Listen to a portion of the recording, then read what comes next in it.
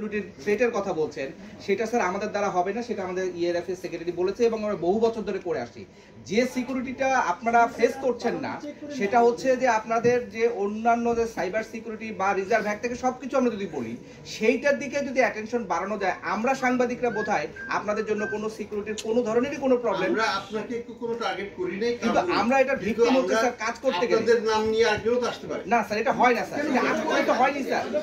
বললে লাভ নেই, আমি কাজ করছি, আমি আপনাদের লাইভের জন্য আমি আমার স্টাফ করতে সেটা আপনি যদি রেকর্ড রেফারেন্স দেন কোন জায়গায় কথা বলছি সেটা বুঝতে হবে আপনাকে। যে কেউ আসলে পরে আমি এই মোমেন্টটা পাবো না, তার আইডেন্টিটি এবং সিকিউরিটি আমাদের জানাবে।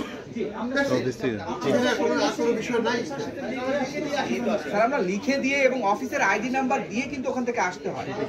আমরা বলছি যে ফোন করে আসতে গেলে তখন হচ্ছে যে কর্মকর্তার কাছে যাব, ডিজি মহোদয় ফোন হয়তো রিসিভ করবেন না, আমরা আসতে পারবো না। আপনি একটু দৃষ্টি আকর্ষণ করতে চাই স্যার। স্যার আমি বাংলাদেশ ব্যাংকের গভর্নর হওয়ার পরে মানে সাংবাদিক, আপনি গভর্নর হওয়ার পরে সাংবাদিকরা যতটা খুশি হয়েছে আমার মনে হয় কেউ আর কত খুশি হয় নাই। কারণ 5ই আগস্টের আগে ফ্যাসিবাদের বিরুদ্ধে কেউ কোনো কথা বলার সাহস পান নাই, কিন্তু স্যার আপনি প্রত্যেকটা রিপোর্টের ক্ষেত্রে আমরা যখন আপনাকে ফোন করছি আপনি সাথে সাথে একটা সত্যকে সাদাকে সাদা এবং কালোকে কালো বলতেন।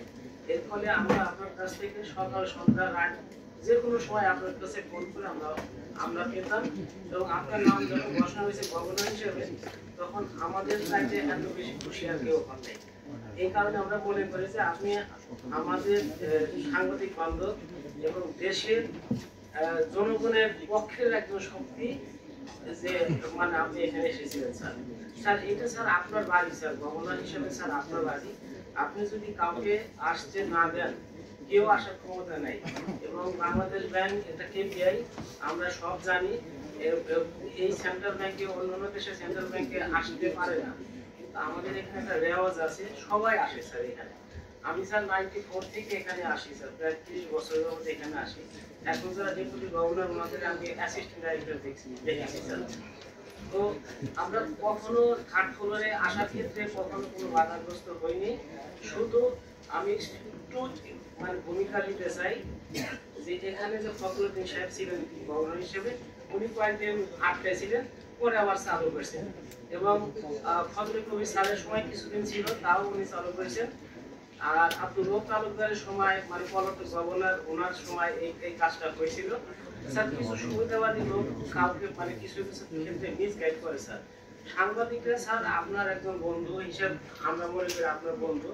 সামনে একটা লোক আগুন লেগেছে, তো এখানে যদি কেউ যদি বলে যে ওখানে সামনে আগুন, তাহলে সেই লোক আগুন থেকে মানে ক্ষতিগ্রস্ত থেকে রক্ষা পায়।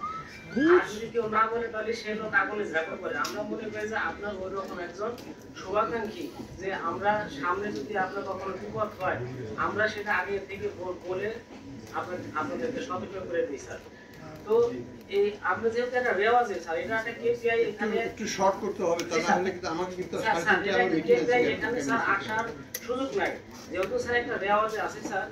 এই কারণে স্যার আমাদের যেভাবে আমরা আসতেছি স্যার, এইভাবেই স্যার আমাদের আসার অনুমোদন স্যার আমি একটু রিকোয়েস্ট করতেছি যে তাহলে কি হবে স্যার, এটা নিয়ে স্যার আর বাকি কোনো কথা হবে না স্যার। আর এই ক্ষেত্রে স্যার আপনি যে ভালো ভালো কিছু কাজ করতেছেন, এই কাজগুলো এই সমস্ত বাড়তি কথা বাহুল্য কথা উঠে আপনি ভালো কাজগুলো চাপা করার সম্ভাবনা আছে।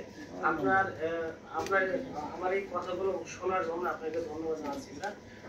Thank you sir. Thank you.